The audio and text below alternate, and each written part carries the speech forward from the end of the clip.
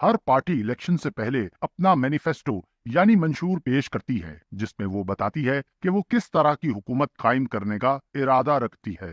पाकिस्तान में लोग सियासी जमात का मंशूर पढ़ते ही नहीं, वो हकीकत में जानते ही नहीं कि वो जिनको वोट दे रहे हैं वो क्या करना चाहते हैं। इलेक्शन 2024 के लिए पीपल्स पार्टी के मंशूर से सिर्फ 5 बातें आपके सामने रखते हैं। फैसला आपको करना है कि क्या आपका वोट ऐसे लोगों के लिए होगा। नंबर 1, पीपल्स पार्टी ने अपने मंशूर में साफ लिख दिया है कि वो पाकिस्तान को एक सेकुलर डेमोक्रेसी बनाना चाहते हैं। सेकुलर डेमोक्रेसी का मतलब है लादीन माशरा, जहां अल्लाह का कानून नहीं बल्कि इंसानों का बनाया हुआ कानून नाफिज किया जाएगा। Seeing a shift in Pakistan's politics towards a positive, more liberal direction. I'm hoping that we'll be able to build a more broader consensus on such issues.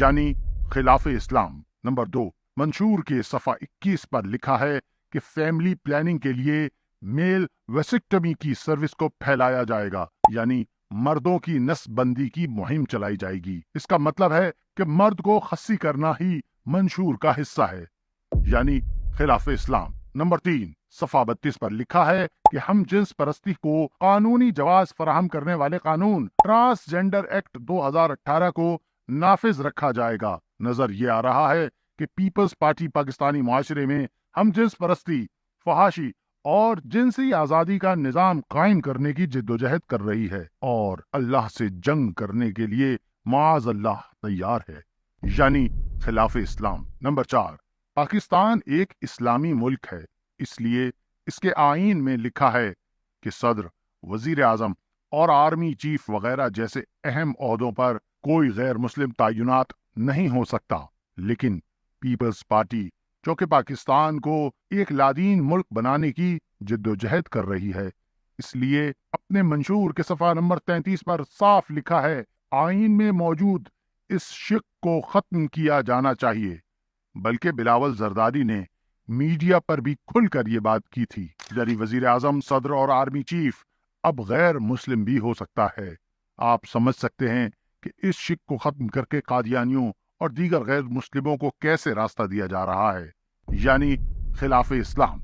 Number 5, नामूस रिसालत सल्लल्लाहु अलैहि वसल्लम के कानून को गैर मौसर करना भी पीपल्स पार्टी का मिशन है। उनके मंशूर के सफ़ा नंबर 30 पर लिखा है, नामूस रिसालत के कानून का मिसयूज खत्म करने के लिए ह्यूमन राइट्स की रोशनी में कानून साजी की जाएगी। हॉलैंड, स्वीडन और फ्रांस में जितनी गुस्ताखियां की जाती हैं वो सब फ्रीडम ऑफ स्पीच के नाम पर ही होती हैं और ह्यूमन राइट्स के जेल में आती हैं।